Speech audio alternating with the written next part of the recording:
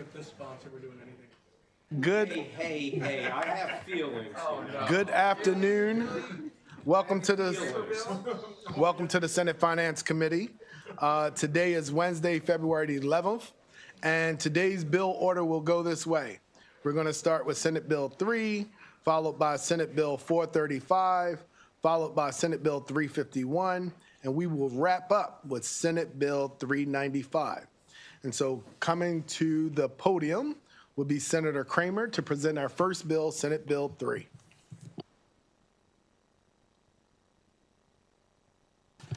Senator Cramer, would you like for your panel to join you at the podium? I would welcome that, Mr. Chair. Thank Excellent. you. We have Secretary Wu, Sabrina Steele, Jason Perkins Cohen, as well as Michael Sears. You may begin when you're ready. Of course, Senator Cramer, you have as much time as you need. Your other panelists will have 2 minutes. Please stick to those 2 minutes. Thank you for that, and good afternoon, Mr. Chair, members of the committee. And Mr. Chair, I appreciate your ensuring that I have all the time that I need. And I may well just take full advantage of that opportunity. Colleagues, Ben Cramer here introducing Senate Bill 3. And it is an issue that is familiar to this committee because colleagues, for roughly 3+ years now, our outstanding Secretary of the Department of Labor has been coming before this committee and sharing with us that we have been on a track in our Maryland Unemployment Insurance Trust Fund that has been slowly declining and pushing us towards what I refer to as insolvency, as we use a metric that is the average high cost multiplier, the AHCM.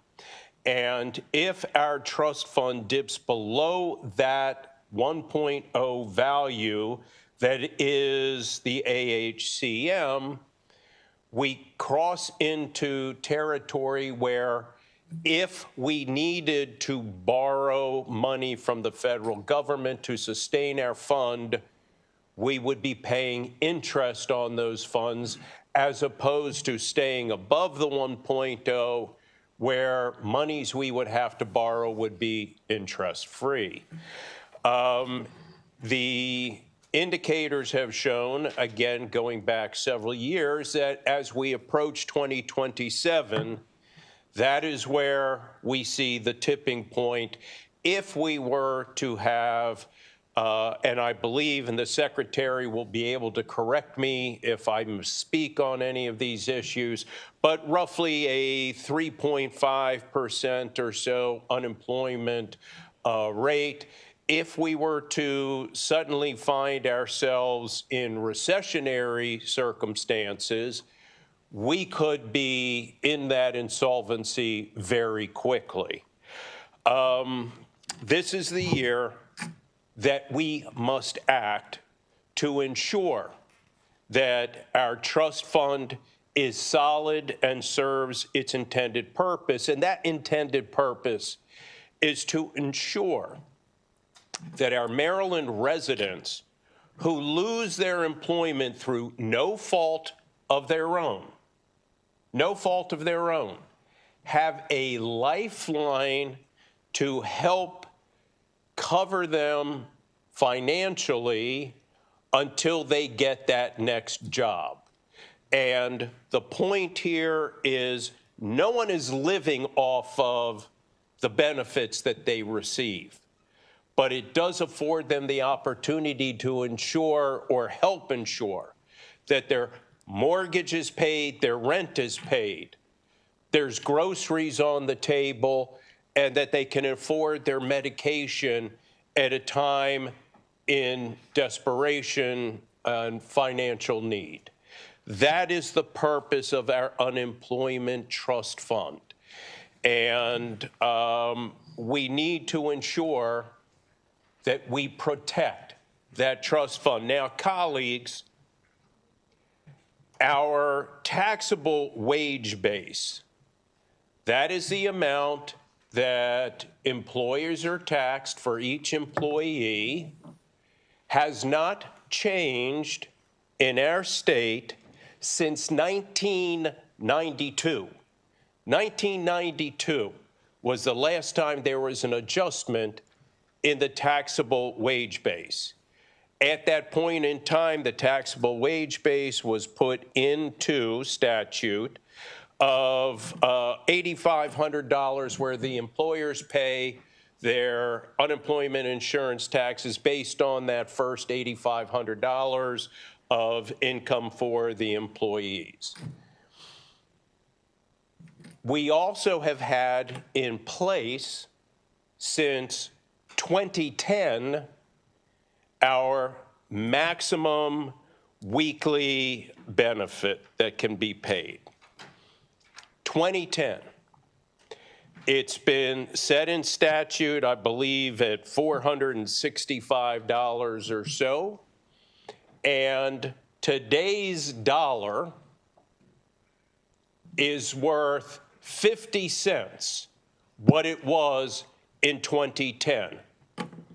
So the bottom line is we have done nothing in all of this time to ensure that we are providing those in need of this benefit the opportunity to keep up with inflation and to be able, in 2026 terms, pay for groceries, pay a utility bill, or cover auto insurance.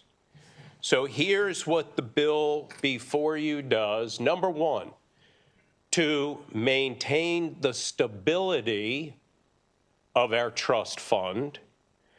It provides that we are going to have a slight increase to our taxable wage base, and it ties it to the weekly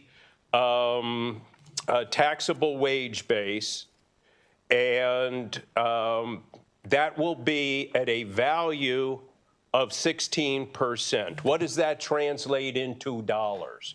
If you take a look at the fiscal note, which unfortunately did not arrive until today, it shows there will be a nominal increase in the taxable wage base from what it was since 1992. It is also being phased in over several years before it takes full effect in 2029. This will be a very slow process, and we're making it as easy as possible for our businesses to digest. And so it will, let me just put it this way, if we were in this year, 2026, to make the adjustment allowing for inflation since 1992, that taxable wage base would be roughly $19,500. But next year, based on this formula, it'll be closer to $10,500. So we are keeping this taxable wage base at a minimum to provide for the solvency of our unemployment insurance fund and to minimize impacts on our employers. The second thing we are doing in the bill is providing a change to the lifeline to our residents in need of these benefits, and changing the $450, $465 that's in place since 2010, and it will increase by 2027 to a figure roughly, and again, the secretary can correct me if I'm wrong, but I believe it's in the $650 range. But again, we'll check on my numbers on that. So it's a small increase. It accounts for inflation since 2010. And colleagues, this bill is dramatically different than the bill you heard last year. Now, our friends in the business community came up last year and said, whoa, what are you doing? You know, this is a huge increase. It's dramatic. Well, it's all about perspective, but what I can tell you is this year's bill is bare minimums. And so I get it. Our friends from the business community are going to come up and they're going to complain about it, but I would ask you when they do come up to ask yourselves, are they selling their products, their goods, their services at 1992 values, which is where we are still locked in on our taxable wage base? And we know the answer to that question is absolutely not. Their goods, their services, their products have adjusted every year to inflation. And this has not changed in 30 years. When we talk about the benefits, once again, ask if they are selling their products at 2010 prices. Because quite frankly, if they are, they've got a legitimate argument. Because our consumers, our residents, will be able to buy their products then at 2010 prices, but they can't. If they go into the grocery store, they're paying 2026 prices. If they go to the pharmacy to get their medications, they're paying 2026 prices. If they're paying their rent, they're paying 2026 prices. Now, also, please keep in mind that our unemployment insurance fund, as we saw during the pandemic, was a lifeline to the very businesses who are going to come up and oppose the bill.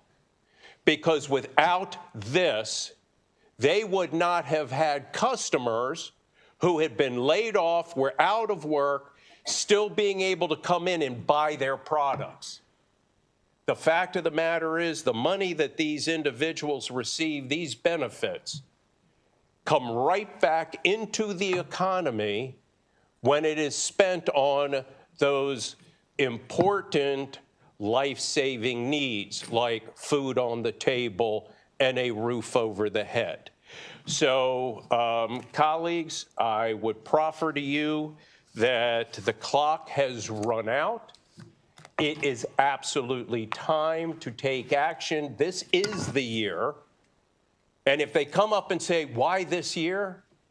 Because we don't want to do it in the middle of a recession when there's no choice but to then push numbers way up on our businesses. Let's get the trust fund in a solid financial place right now. And this is the year to do it. And with that, I will turn it over to this outstanding panel, Mr. Chair. Thank you so much, Senator, for your testimony. Who's going to go first? Madam Secretary? Thank you. Mr. Chairman and members of the committee, hello. I'm Portia Wu, Secretary of the Maryland Department of Labor. I'm here to provide informational testimony on SB 3. I'm joined by my colleagues, Deputy Secretary Jason Perkins Cohen, who is leading UI, as well as our Chief Economist and our Head of Policy. This legislation addresses serious and longstanding challenges in Maryland's unemployment insurance system, and we appreciate the sponsor's leadership. UI is critical to workers, employers, and the state's economy. Benefit levels, as the senator mentioned, have not been adjusted in over 15 years, and the taxable wage base has not changed since 1992.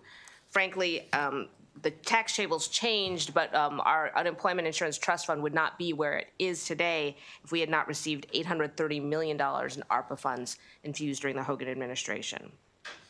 Upon request, Maryland Labor modeled the impact of this bill on the trust fund that's based on a Federal Department of Labor model and that is in our written testimony, that shows a faster rise in unemployment. And I want to emphasize, because this does look a little different from last year's modeling, the reason is we have updated information on unemployment. We're now at 4.2%. We model going to 5%, which is 4.95%, which is basically the average over the last 25 years, more quickly. So you'll see there are impacts on trust fund solvency because of that. The model shows that the proposed changes under this legislation better position the trust fund to weather economic downturns while continuing to support claimants. Under this bill, solvency would decline below the average high-cost multiple of 1 more slowly and recover more quickly if no changes are made. The department believes reform should be clear, predictable, and fair, and should ensure a secure and responsive UI system. Without some form of modernization, trust fund solvency will continue to decline. I would also note there's provisions about giving the department discretion. We would suggest that the more clarity and guidance we get on the specifics, the better in terms of implementation. Thank you. Happy to answer any questions. I think we're all just here for questions. Fantastic. Are there any questions of this panel? Senator Hershey. Yes. Thank you, Mr. Chairman. Let's see, where do I start? Secretary, I'll just ask you if it's okay. It's good to see you, of course. Nice to see you, Senator. There was a number of things that were talked about just real quickly there. One said that this was necessary to maintain the stability of the UI fund, but then I think your testimony just said that it was declining.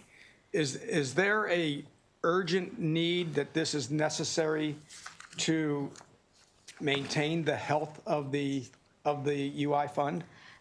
Senator, if you look in our written testimony, you see a chart that looks sort of like this. And that is the solvency of the Unemployment Insurance Trust Fund, assuming sort of an average unemployment, which is going to roughly 5% unemployment in the near future, and no other changes. And as you see, it declines very quickly around 2026, 27, really below an average high-cost multiple of 1. And most concerning, it's a continued downward line.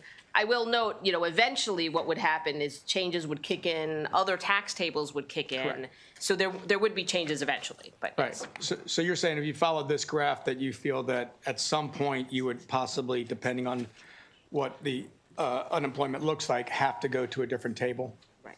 This shows no tax table change. There are tax table changes in the Oh, in the outlying years, right? But just not in these years. Yes, that's correct. I'm sorry. So this shows no changes, the yellow line, right? Yes, that's correct.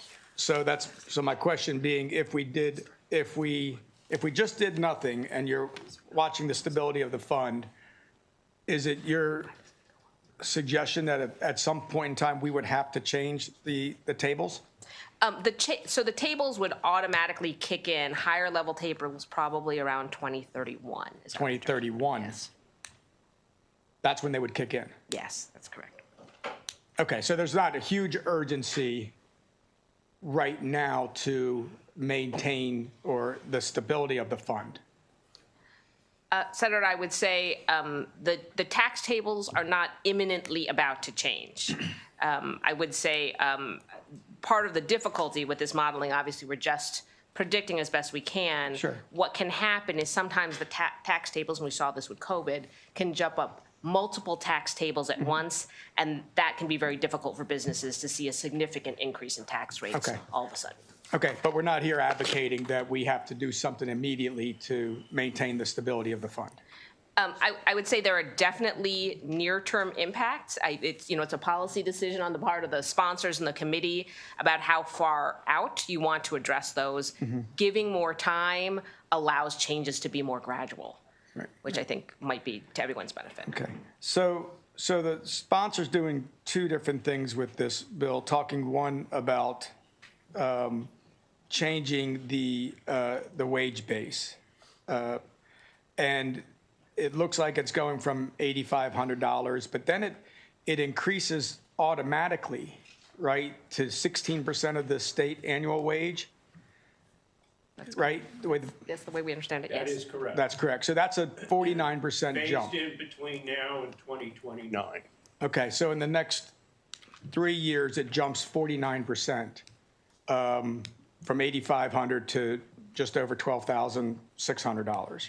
Which is about half what it would have been were it tied directly to inflation from 1992 to the Right. current date. It would be even more than that because it doesn't get phased in until 2029.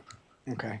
But that it then becomes, again, as I stated, an automatic increase, means that it would continue to increase in the out years as well, too, right? This is not setting a number the way that the current fund has $8,500 set as the wage base. This would be an automatically increasing wage base to be 16% of the annual wage. Every single year it would change. Depending on what the average wage is, there's no given as to whether that increases, decreases, however it may average out, that is what it would be tied to. But it's not tied to, for instance, a consumer price index where we would definitively see those changes. So this is, a variable that we don't know. But yes, if that figure increases, this value would as well. Okay. And Madam Secretary, I don't know, if you know the answer, that's fine, but do we see the average annual wage base increase every year in the state, or does it fluctuate at all? You mean this median wages, I Yes. think generally do tend to go up, but of course it completely depends on economic conditions. Sometimes they go up quickly. Okay. I'm looking at my economist here. I think.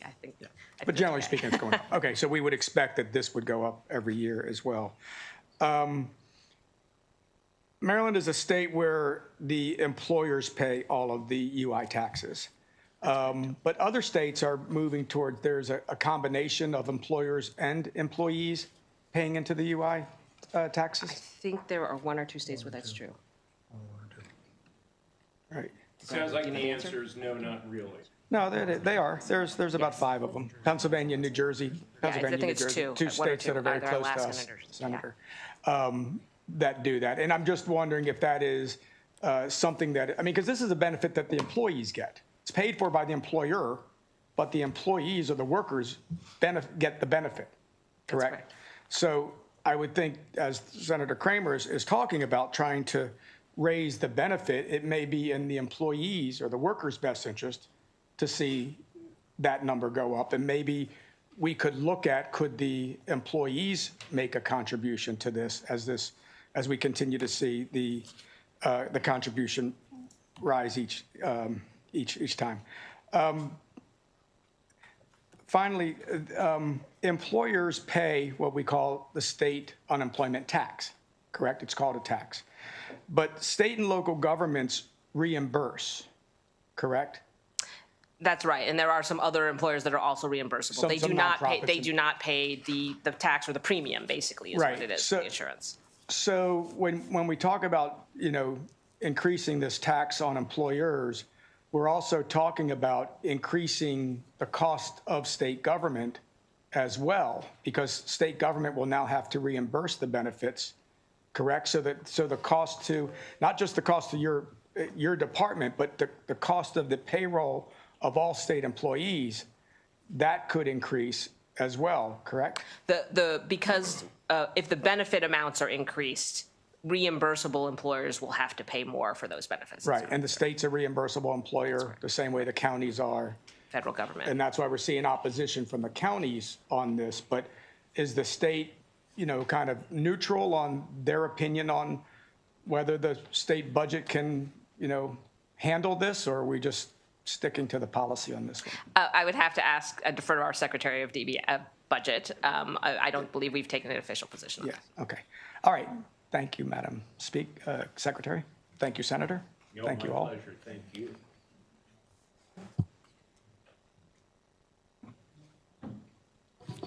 Are there any other questions of this panel? Seeing none, thank you all so very much. I'll turn it back over to Chair Biden. Vice Chair. We have our second panel, Donna Edwards, Jessica Spraker, Christopher Meyer, Rico Albuquerque, Chris Anderson, and Tom Clark.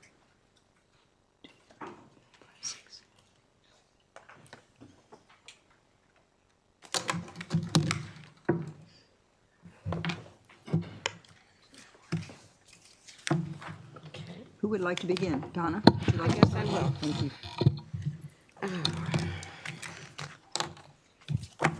Good afternoon, Madam Chair, Mr. Vice Chair, members of the committee. I'm Donna Edwards. I'm president of the Maryland State and DC AFL-CIO, which, by the way, is also a small business. And I pay unemployment insurance as well as workers' comp. And I've had the wonderful experience of going from the lowest tier to the highest tier in the swoop of 2 months for some layoffs when we had temporarily hired people. So I understand what happens to businesses.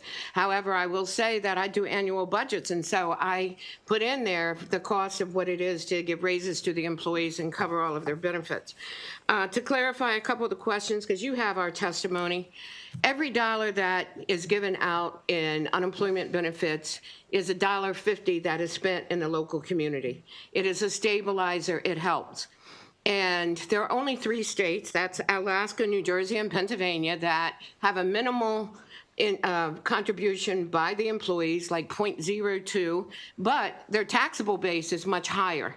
Alaska's taxable base for employers is $49,700. The taxable base in New Jersey is $42,300. Pennsylvania is only $10,000, but we also recognize that they still use the federal minimum wage. So let me just say that the arguments always are about, this isn't replacing the pay, and it isn't. But back in 1992, we were actually still part of the discussion on UI.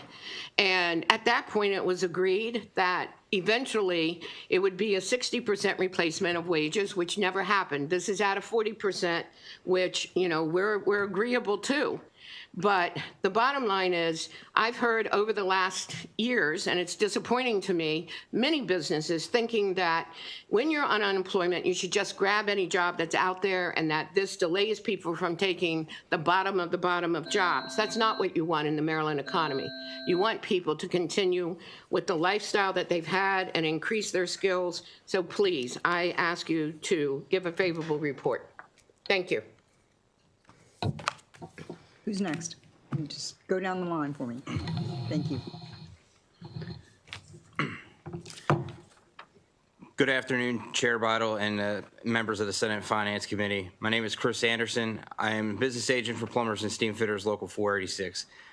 I represent nearly 2,700 skilled union workers across Maryland's energy, industrial, and commercial sectors. I respectfully submit this testimony in support of Senate Bill 3. Maryland's unemployment insurance has not kept pace with today's workforce. Senate Bill 3 makes targeted, responsible updates that strengthen the system for working families while also providing clarity and predictability for employers. Local 486 represents workers in a cyclical industry where employment fluctuates based on project schedules and market conditions. A modern unemployment insurance system is not a substitute for work. It is a stabilizer. It helps retain skilled workers in Maryland between projects so they are ready to return to work when new jobs begin. This bill modernizes benefit calculations by tying them to state average weekly wage, responsibly updates the taxable wage base, and strengthens the long-term solvency of the Unemployment Insurance Trust Fund. For these reasons, Plumbers and Steamfitters Local 486 respectfully urge for a favorable report. Thank you, Chair Bidle and members of the committee. My name is Christopher Meyer for the Maryland Center on Economic Policy in support of Senate Bill 3. Unemployment insurance is an essential lifeline for laid-off workers, and it's also among the most effective tools that we have to cushion an economic downturn and limit job loss. But our UI system today is deeply inadequate. As of mid-2025, Maryland's unemployment benefits averaged just $399 a week, or 14% below the national average. That's equivalent to less than $21,000 in annual terms, although, of course, ordinary UI only lasts a fraction of a year. Next door, Pennsylvania's UI benefits average $460 a week. That's still a very modest amount to live on, but it's $30 more even than Maryland's statutory cap. Maryland's weak UI system reinforces racial injustice. As of mid-2025, Black workers in Maryland were 3 times as likely as their white counterparts to be unemployed. That means actively looking for a job, but unable to find one. That's the highest disparity nationwide. We also had some of the biggest unemployment gaps for Latinx and Asian workers. Senate Bill 3 would make Maryland's economy more resilient. When workers are unemployed, that's money that they need to cover necessities, putting food on the table, paying their rent and their mortgage. That means it goes straight back into the local economy and local businesses. I'm going to name a different number from one you just heard a minute ago. According to a 2021 IMF working paper, during a recession, every dollar in UI benefits generates $1.93 in economic activity. Maryland is facing an uncertain economy and a hostile federal government that has been costing us jobs actively. Let's make sure that we're prepared for the next recession. I'm respectfully asking for a favorable report. Thank you. Madam Vice Chair, Mr. Chairman, committee members, thank you for giving me the time to come here and speak to you today. My name is Rico Albuquerque. I'm with IBEW Local 24, and we represent more than 3,000 electrical workers from Frederick to Ocean City. As I was trying to prepare my testimony for today, I've testified in front of this committee on this bill. This will be my 3rd year in a row, and I was thinking, what can I say different? What type of viewpoint can I offer?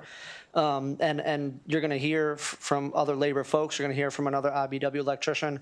And I just thought I want to remind the committee that when labor comes here to testify, I'm not here testifying just on behalf of my members, on behalf of the 3,000 electrical workers I represent.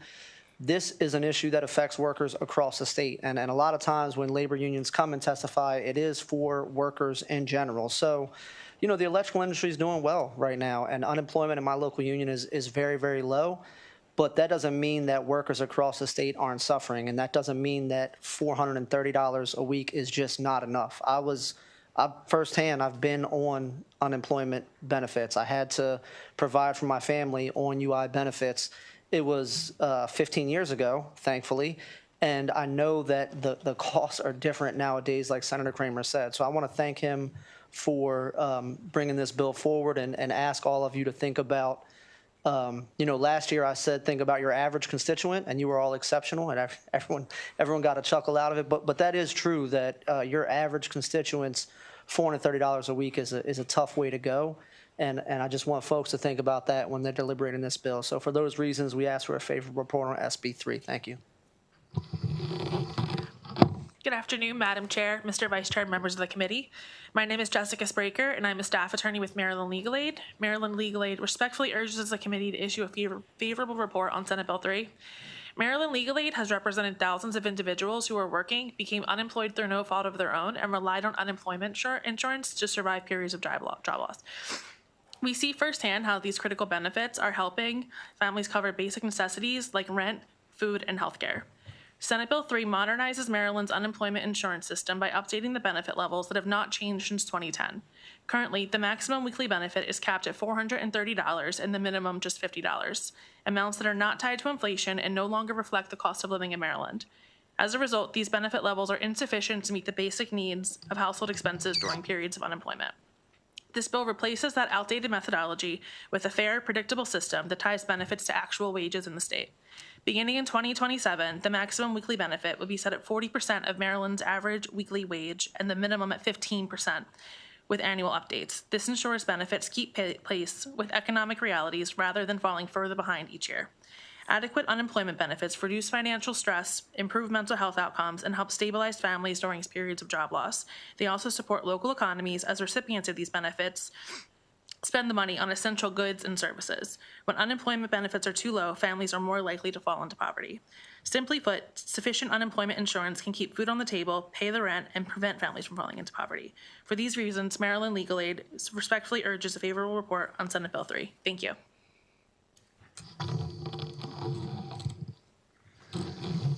Good afternoon, Madam Chair, Mr. Chair, members of the committee. For the record, my name is Tom Clark. I represent the IBEW Local 26. I support SB 3. The present year in that title duly notes that the benefits and how they are calculated are stuck in the past, and they need to be updated. I'm proud to say that since 2015, Local 26 has had full employment, and we have not been a burden on the Maryland unemployment insurance system. Members of the committee, it's a good time to be an electrician. Having said that, the time to fix the roof is when the sun is shining. Calculations for employer contributions have not changed since 1992. The benefits have not increased for 16 years. Now is time to adapt Maryland to life in 2026. Please note that the goal of this bill is to rise and limit benefits at 40% of the average weekly salary. Yes, 40% of the average weekly salary to allow a family to survive during a temporary period of unemployment. Although electrical construction is good, we did see a record amount of Maryland federal workers being laid off over the last 13 months. So I ask that we think of everyone in our state who suffers from short-term unemployment and look at this bill and consider these much-needed updates. Thank you, and I ask you for a favorable report. Thank you all. Have any questions at all for this panel? I don't see any questions. Thank you all for your testimony. Thank you. Now we have the unfavorables. Michael Halloran, Kelly Locklear, Carrington Anderson, Hannah Allen, and Bill George. Of course.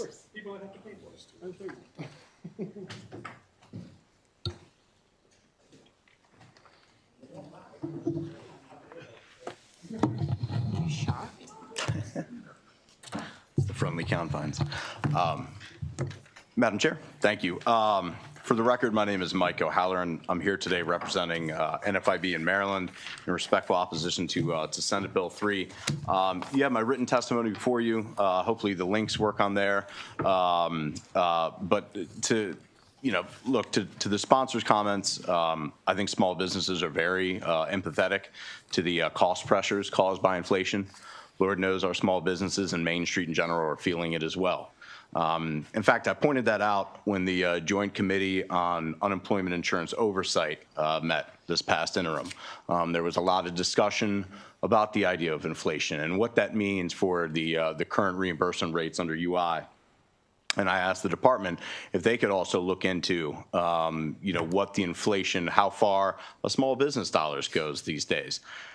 Admittedly, it was probably a bit more rhetorical. I don't even know if the department could even land on such a data point that would bolster our argument. But the point is that inflation doesn't just affect employees, and it affects employers as well. And to Senator Hershey, to your point about other states providing for employee contributions to the trust fund, I'd like to point out that the department's own study by the Upjohn Institute, in fact, recommended it. They recommended employees' participation in the UITF. So that would certainly, in my mind, assuage any concerns of a solvency if employees participated. And then just finally to wrap up, look, I've been before this committee more times than I'd like to count, certainly more times than you folks would like to see me. But, as we talk about, why now, what tax increases, what better time than now, let's also keep in mind that since 2018, as noted in my written testimony, small businesses have seen minimum wage increase twice, paid sick and safe leave, employer paid sick and safe leave, paid family and medical leave insurance, which isn't going to kick into next year, which also impacts employees, and personal income taxes. There are more, certainly countless fee and licensure increases, but utmost respect for the sponsor and certainly appreciate his efforts, but we do respectfully request an unfavorable report, and happy Pitchers and Catchers Day reporting day to all that celebrate. Good afternoon, honorable members of the committee. For the record, Kaylee Locklear here on behalf of the Maryland Retailers Alliance, respectfully in opposition. We want to thank Senator Kramer for his work on this legislation, but we do respectfully still oppose the bill. We do agree, and to begin, solvency of the Unemployment Trust Fund must remain the priority. While the fund is currently stable, projections, as you heard earlier, do show it could fall below recommended solvency levels within the next few years. even without a recession. But increasing weekly benefits permanently raises baseline payouts and accelerates that risk. And I just have to address the statement earlier about benefits not keeping pace with inflation. Inflation affects both benefit levels and trust fund costs. Increasing the average weekly benefit permanently raises baseline expenditures, not just during high inflation, but every single year going forward. So if inflation is indeed the concern, there are more measured approaches. Temporary adjustments during economic downturns, periodic review triggers, rather than what we would be instituting, which is essentially an automatic increase. I think my colleague Hannah's going to talk about this, but for instance, well, what does solvency look like in a year? Can we take tables back? Things of that nature. So the question isn't whether inflation matters. Yes, Senator Kramer, it does. The question is whether permanent benefit expansion is actually the right tool. And finally, I just wanted to point to the fiscal note, which also admittedly says that it will put employers into higher tables faster. That's concerning. Our taxes go up. We're respectfully opposed. Thank you very much. Thank you. Good afternoon, Madam Chair, Mr. Vice Chair, members of the committee. For the record, Hannah Allen here today on behalf of the Maryland Chamber of Commerce in respectful opposition to the bill. Like my colleagues have mentioned, one of our primary concerns with the bill is that it's tying the increases to inflation. This change means automatic and ongoing cost increases without future legislative review. We would rather see this come back to the General Assembly to debate it with the employers that are impacted and fully paying for these benefits. And from my read of the bill, I don't see any counterbalancing mechanisms in it, like lowering tax rates, solvency triggers, or automatic decreases when the trust fund is healthy. Before permanently increasing employer costs over time, businesses need the confidence that the unemployment insurance system is administered effectively. A recent audit identified more than $800 million in overpaid benefits that went uncollected. Regardless of when those overpayments happened or whose money it was or the source of the funds, employers expect strong oversight and timely recovery of those overpayments. And was going to touch on the fiscal note. I think Kaylee covered it well. So I just want to touch briefly on fraud. The department recently reported, I think in their UI briefing to you all earlier this session, that about 18% of the Q4 2025 claim amount is suspected fraud. Even if half of that is legitimate fraud, if I walked up to a business and said, hey, I want you to invest more in my program, and ask them to put a lot more money towards it, and the suspected fraud rate was nearly 20%, I think you would expect what the answer would be. So those are the concerns that we have received from members. I'm happy to discuss further, but I'll stop there. Thank you. Good afternoon, Madam Chair, members of the committee. Bill George, Managing Director of the Maryland Municipal League, here today in opposition to Senate Bill 3. To Senator Hershey's point, municipal governments are typically reimbursing employers, and that's why we're here, is primarily on that fiscal hit, meaning we pay 100% of the claimant's award. So due to the essential services provided by municipal governments, they are keenly aware of the need for employee retention. This typically leads to a very stable workforce, which is why one of the reasons municipal governments find reimbursing as a real cost-saving option. However, this bill dramatically increases the midpoint weekly benefit amount in 2027 to the tune of almost double the current amount. This would result in a dollar-for-dollar increase in municipal government expenditures. In a sampling of municipalities in preparation for this hearing, this bill would raise the cost per municipality by hundreds for some of the small towns, thousands for some of the midpoint towns, and tens of thousands of dollars a year for some of our larger towns. The discussion about the trust fund solvency and health doesn't really involve municipal governments in this equation, as our members are reimbursing employers. But yet we're wrapped into the bill in the immediate increase in benefits. At their core, municipal governments serve their residents as primary stewards of taxpayer funds. This bill would increase expenditures in 2027, which happens to be the budget year that our members are currently budgeting for, to a level that we simply can't support. With that, we ask for an unfavorable report. Thank you. Thank you, Madam Chair, members of the committee. My name is Carrington Anderson with the Maryland Association of Counties in respectful opposition of Senate Bill 3 as drafted. I think the panel has done a good job about kind of outlining some of the issues, and my colleague from MML has explained how local governments as employers are a little bit different than the business community in that we reimburse the trust fund for benefits paid. I don't think any county is going to say that they don't see the need for some sort of modernization in this process. We understand that. I think this bill as drafted is still too aggressive in that approach, both in how the benefits are calculated and increasing, but also in the implementation of when that happens. Last year, the bill had those benefits increasing by 2028. This year has that in 2027, and that's the calendar year, so that's January 1st. So last year, it was 50%, but that wasn't starting until about 2.5 years. This is 40%, but it's starting in 6 months after this bill passes. So counties are working on their budgets right now for fiscal year 2027, and so this really doesn't give us any time to include that in our budget or responsibly budget.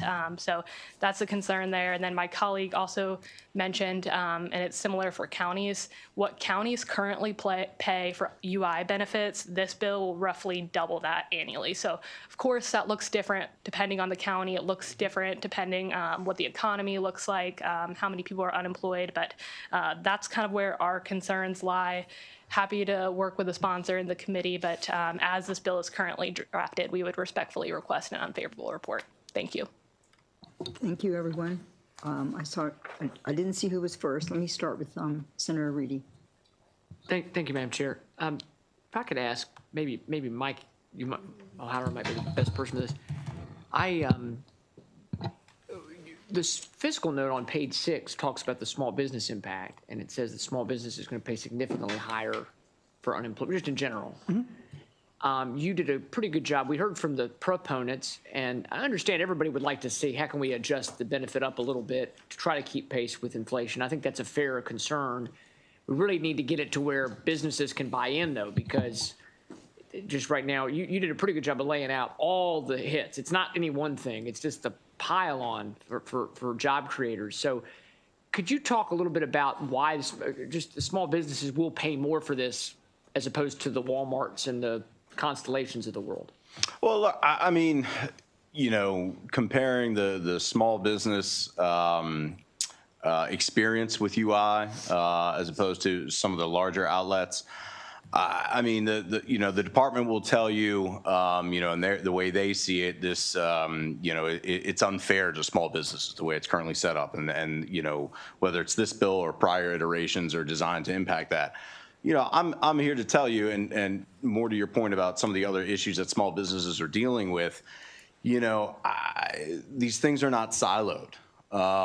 And so, the small business experience, there's really no way for us to budget like our friends at MACO and MML can budget for unemployment, for layoffs. God forbid we have to make the layoffs. But the experience, it's laying off employees is not something you plan for. And so therefore the hit that it takes on your unemployment insurance taxes, because remember, part of it is not only the tables that each employer pays, but also based on their experience rating. So if they unfortunately have had to lay some people off, they're going to be even higher experience rating and pay more taxes. So you try to avoid it whenever you can. You try to avoid it. And the good news, look, is, as I point out in my written testimony, the good news is that Maryland has been for a while now and still is below the national average when it comes to unemployment insurance. In fact, our businesses, our members rather, are reporting that 31% of them are saying we've got openings that we just cannot fill. So that ended on a high note. The good news is that small businesses, Main Street, is hiring. And if I could just maybe to Ms. Locklear, the point he just made, I'm big. My understanding in talking to a lot of small business owners, and I used to work kind of with I had my own little business at one point. A small business owner, it seems like there's it makes it can be hard to hire people because it can be hard to make the decision to bring somebody on because of these hurdles. I mean, I don't know if you could talk about what your members are experiencing or if there's something that yeah. Mike hit the nail on the head earlier. This isn't happening in a silo. None of these decisions happen in a silo. So this isn't the only cost impact that we're talking about here, and Mike covered, I think, quite a bit of that.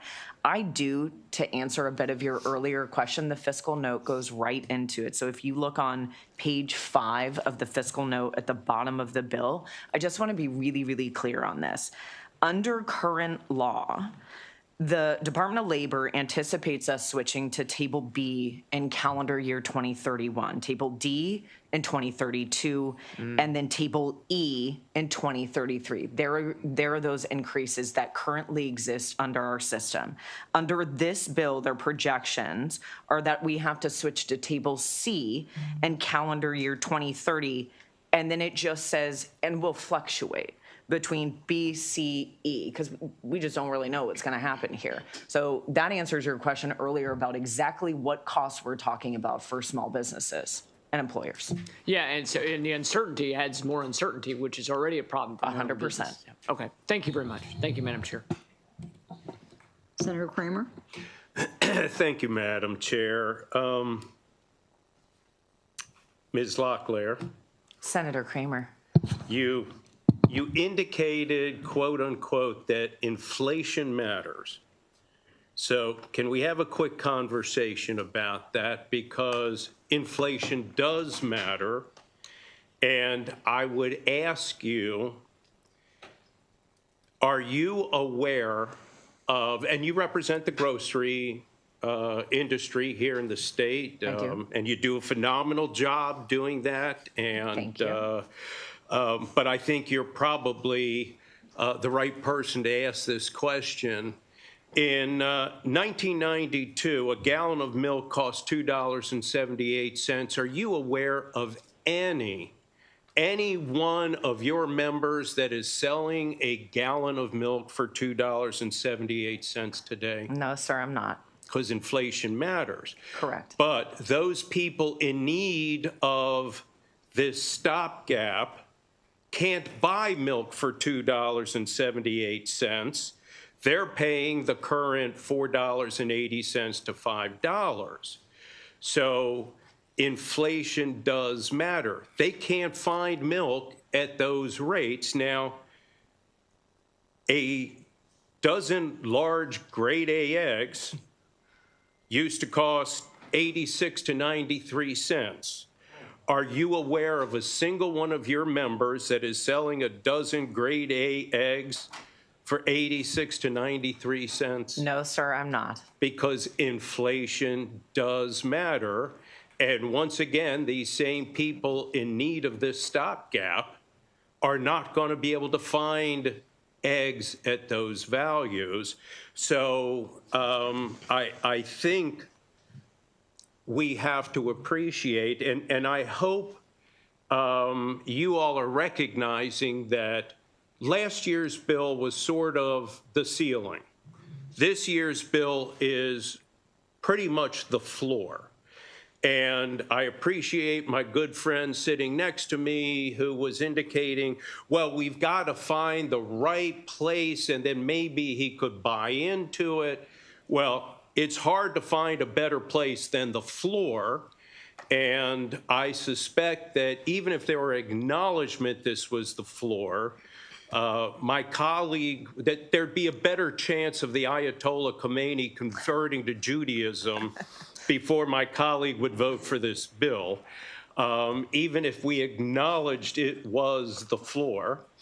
But, you know, I'm just saying we have to, I think, at some point recognize that the time is now. And if we can't get beyond the floor, what would be acceptable? But you know what? That's a rhetorical question. Let me just bounce real fast to my friend Carrington. And Carrington, let me ask you this. Are you aware of a single county government in this state that is collecting taxes from its residents at the same rates and values they were 15 years ago? Thank you for the question, Senator. I'm not aware of any county that is doing that. Because they're not. because once again, inflation matters. So the point here being, our governments can adjust for inflation. Our businesses, and do, our businesses can adjust for inflation and do, and that's perfectly fine. But what we have found ourselves now is a place where we have not seen adjustments in the case of the taxable wage base of 30 years and the benefits 15. So I just think that it's a little disingenuous for the opposition to come in and say, oh, but it's going to cost us more. Because every one of you and your members can adjust for that. These families, these people in need can't. So thank you for that. Thank you, Madam Chair. You're welcome, Mr. Sponsor. Senator Mounts. Thank you, Madam Chair. And Mike, you mentioned, what was the, you said there was a study by the Department of Labor that recommended considering employee contribution for unemployment? Correct. And to be perfectly honest, this is the one of the very, very few times that I didn't cheat and look at the fiscal note before my testimony. But I would not be surprised if it's referenced in this year's fiscal note, but I'd be happy to share it with you. The Upjohn Institute was contracted by the Department of Labor to do a holistic study at the state's unemployment insurance trust fund. And, you know, in it offered a variety of recommendations, some of which have been incorporated into this bill, into prior years. But one of them that I've brought up before is the recommendation that employees, like they did in Pennsylvania, like the proponent who used in his testimony mentioned Pennsylvania, employees chip in Pennsylvania. Yeah. You know, I don't want to make promises I can't fulfill, but I think, you know, some of the harder opposition may soften if there's more buy-in into this trust fund. And Kaylee, you were talking about the tables. I always have a hard time keeping track of the tables or adding everything up. How would you surmise the cost? The cost? That's a good question. I don't have how would the answer you in front of me. think out loud how you would go about surmising the cost? Do you have an answer to that? So, you know, I what don't. about, I'm thinking from the business side. Sure. So small. Like, what does that equate to in a, sorry, what does that equate to in a year? Yeah, how do you articulate that? I'm going to have to follow up with you on that because I do not know that, nor do I have that information in front of me. Okay, right, I'm interested. It's a good question. You know, because this is, it's really very technical, but people always want, so they understand what is actually being discussed. What does this really mean? Kind of, well, I've only asked one witness a question, so I'll get back to you later, but I'd be interested to talk about that. I'll follow up. Senator, do you have other questions? That's it? What's that? Sure. Do you have other questions? Nope, Okay. thank you. Thank you. I don't see any other questions for this panel. Thank you very much for your testimony. Thank you. That ends the hearing on Senate Bill 3. Next, we'll have three bills that were all prior introductions last year, so we have just the sponsor. Senate Bill 435, Senator Folden, if you want to come to the table. Public Health, a Consumer Protection Act. You can say the names of these chemicals. Okay, I sure will. Table or podium or? Okay. I know. I'm going to apologize for everything now then. Madam Chair, esteemed colleagues of Finance Committee, for the record, William Folden, State Senator representing District 4.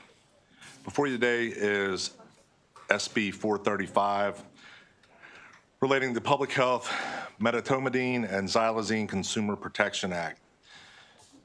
The purpose behind this bill is that we're having these drugs are not considered controlled. They're not a scheduled drug. They're used as tranquilizers, and what we're seeing is that the Maryland Health Department recognizes xylazine and medetomidine as an emerging drug. Xylazine, otherwise known on the street as Tranq, and medetomidine are both veterinary tranquilizers not approved by the FDA or CDC for usage in humans. Both are alpha-2 adrenergic agonists, meaning they can produce a sedative, analgesia, and euphoric effects. It is important to note that medetomidine has a higher potency than xylazine. In the last several years, fentanyl and other opioids have been cut with xylazine and medetomidine due to their properties as a depressant. When abused, these veterinary drugs can result in sedation, dangerously low blood pressure, depressed heart rate, unconsciousness, and necrosis. There is no reversal drug for these tranquilizers. This means that naloxone, otherwise known as Narcan, used by our first responders, does nothing to treat this deadly overdose. According to the Maryland Xylazine Work Group, between 2012 and 2018, there were only 31 recorded xylazine-related deaths in the state of Maryland. This number increased to 102 in 2019, 344 in 2020, and 575 in 2021. 4.3% of overdose decedents were xylazine positive in 2019, 12.2% in 2020, 20.5% in 2021, 13.7% in 2022, and 10.7% in 2023, and 18.4% in 2024. That was the most recent data we were able to obtain. What this bill does, it prohibits a retailer from distributing, selling, or exposing for sale a medetomidine or xylazine product unless the purchaser provides the intended use for veterinary, institutional, or a scientific process. The bill also would prohibit the sale of xylazine and medetomidine to an individual less than 21 years of age. Retailers would be required to retain a copy of the ID used to purchase to document the age as proof of the purchase and as proof of the purchaser's intended use. It is important to note the bill does not create criminal penalties, but rather civil penalties for retailers. $3,000 for a first offense and $6,500 for a subsequent violation. Civil penalties would be deposited into the Substance Abuse Treatment Fund, which supports drug treatment courts and other drug treatment strategies to impacted communities. There's been many states along the eastern seaboard that has adopted similar legislation for xylazine as a controlled dangerous substance. Those states are most notably Delaware, Pennsylvania, West Virginia, Ohio, Massachusetts, Florida, Rhode Island. They all have scheduled xylazine as a drug for controlled dangerous substance. Tennessee, Louisiana, and Virginia have all criminalized xylazine. So with that, I'm happy to take any questions or concerns, but this is really a common sense approach to an emerging issue that we're having where we're seeing people seeking that next better high, and they're cutting their opioids with this dangerous, lethal horse tranquilizer, and we're trying to do our best to curb any further injuries to our community or our children. So with that, I would ask for your favorable report on SB 435. Thank you, Senator. Senator Reedy? Just a brief question, Madam Chair, if I may. So they're getting these a lot. Where are they obtaining the horse tranquilizers? I know we've tried to get veterinary issue. Yeah, so that's the problem, is that we're not really, I mean, so they're able to purchase these or obtain them in an open market because they aren't controlled. So we don't tell them where they got them from. Correct. They're not being sold somewhere like like a convenience store, like some stuff we try to go after, but.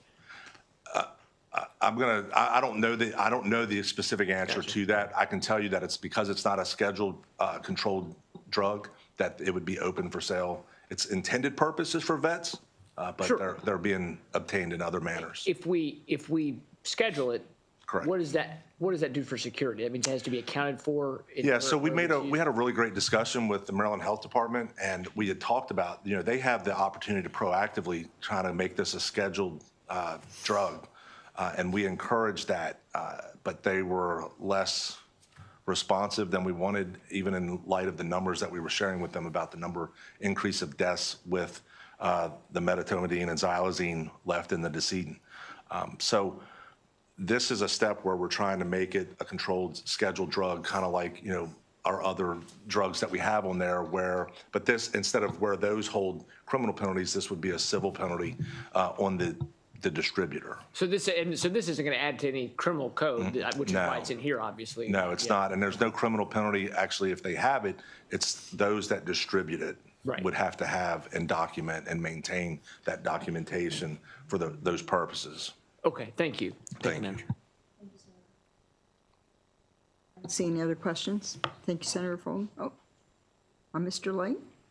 I was almost out, Madam Chair. You were almost almost out. I was like, oh, out. Buzz me Senator out. Lamb? Thank you, Madam Chair. Just a question, because I was looking through the bill folder here. So the veterinarians have some concern because these are used as like animal tranquilizers, I guess. And they're citing the fact that there are very little alternatives to be able to use for this. What's your response to that? Because I think as a pet owner and, there are other folks that own pets, I don't think we want to harm, veterinarians' abilities to be able to use some of these medications. Yeah, and that's a great question, Senator. So, really the response to that is that they would be a part of that controlled group that would have the opportunity to handle such a scheduled drug. And it would actually insulate them, I guess, a lot better as well, because then there's no worry about it being distributed out. They would just have to go through a channel of maintaining it, I guess, securing it so that it's not put into someone's hands. But it wouldn't limit or prohibit them from obtaining these tranquilizers for the use in animals, because they are an important part of a vet's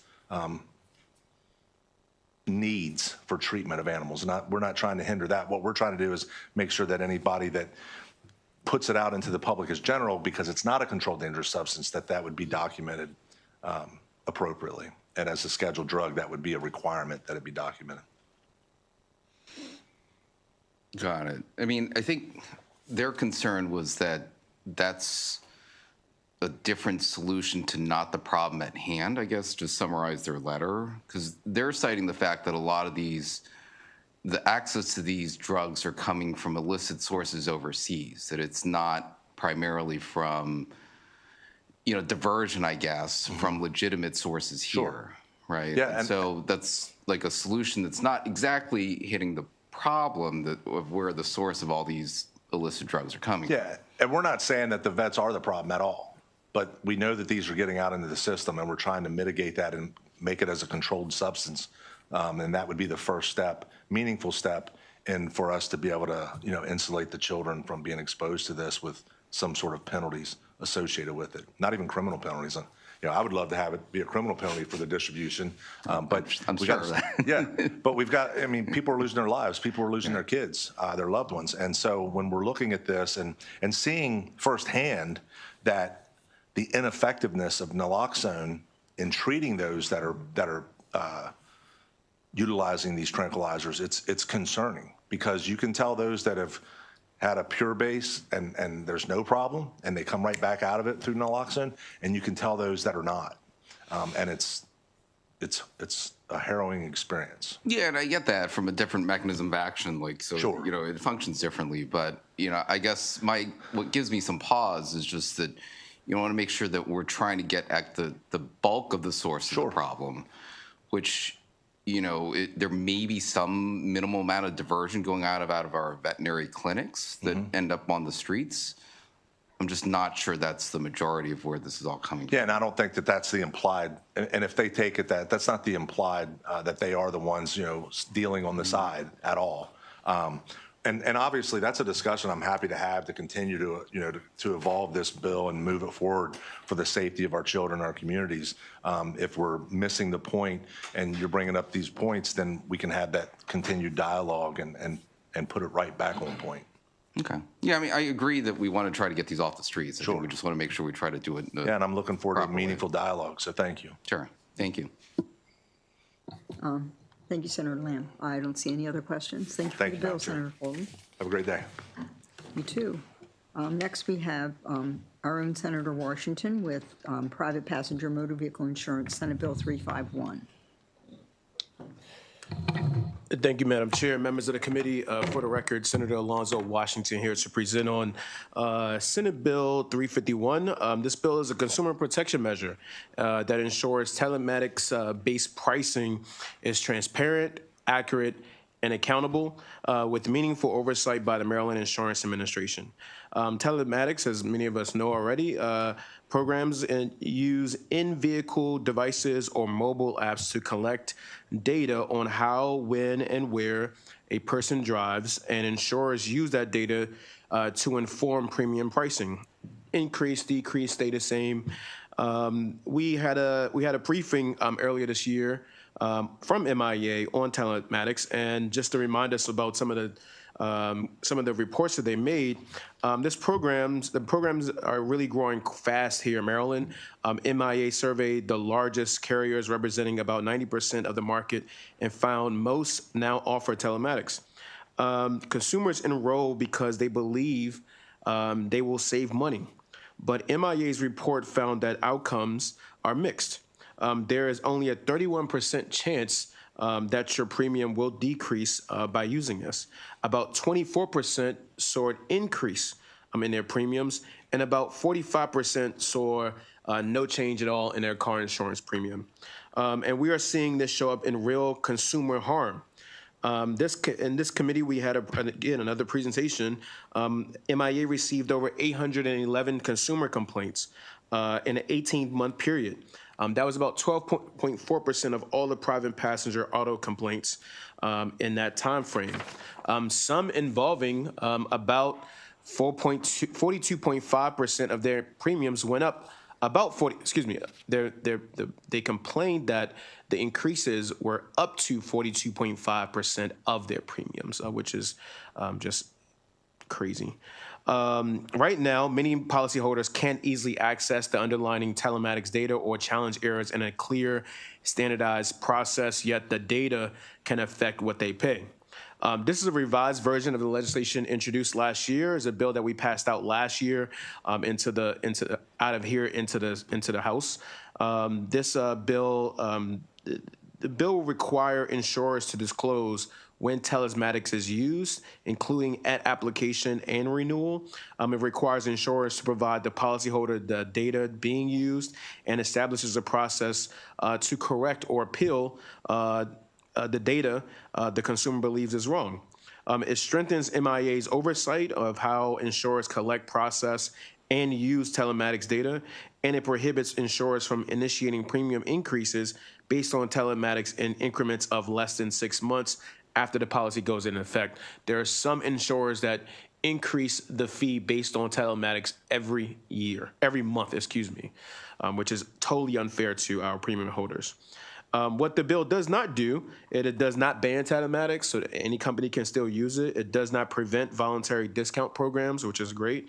It does not tell insurers what their rates must be. That's completely up to them. It simply ensures consumers are not rated on opaque, unintelligible data. This is about fairness and confidence in auto insurance market. If telematics is going to influence premiums, which we know it does, consumers deserve visibility, accuracy, and due process.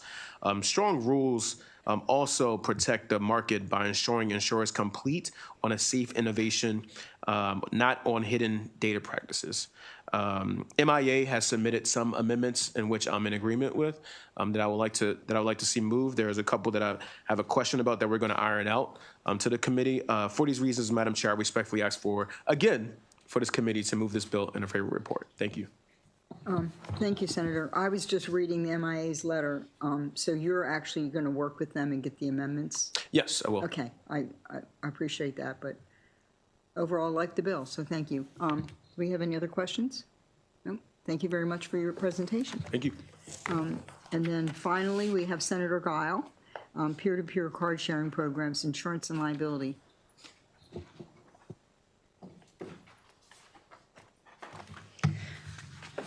Good afternoon, Madam Chair, members of the committee. For the record, Senator Dawn Guile, District 33, here to present Senate Bill 395.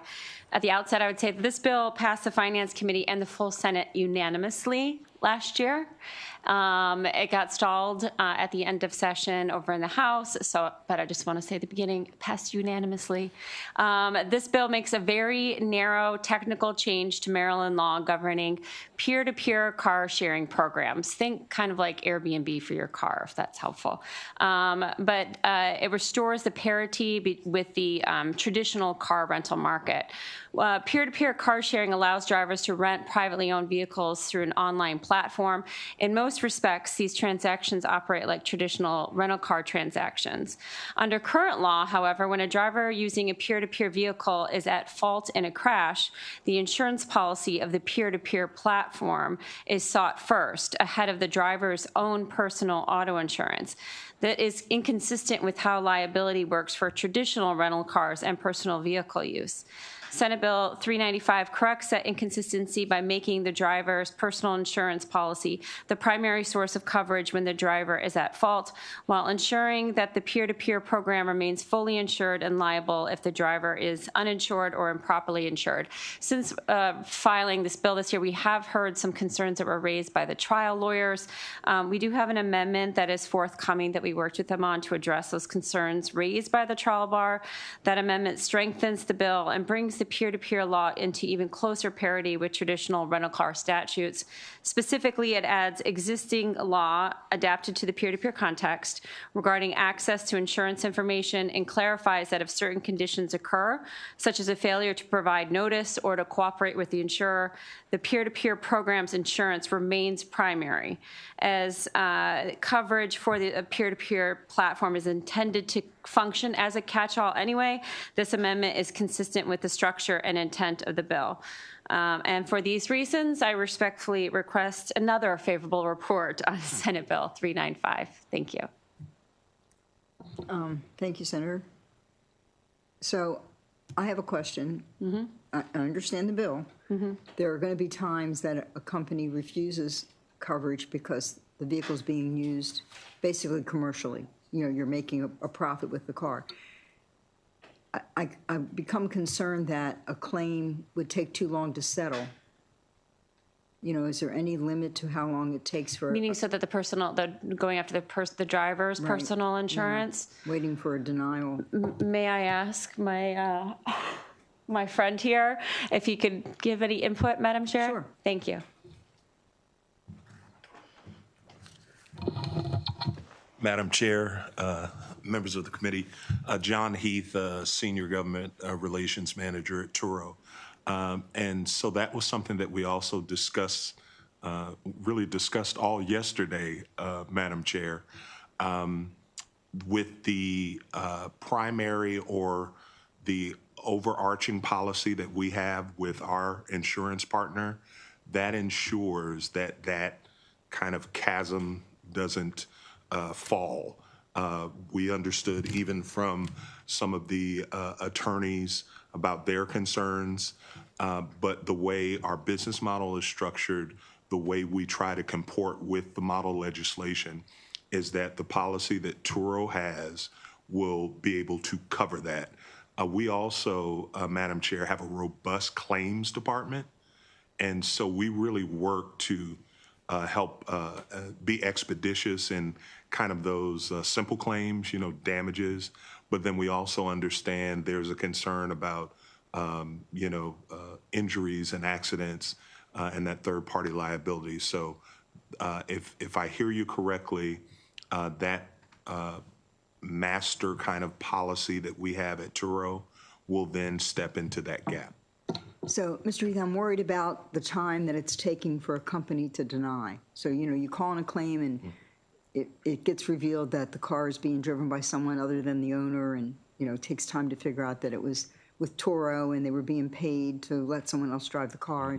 So this could take a while to go through the investigation. In that period of time, would Turo pay the claim and then go for subrogation?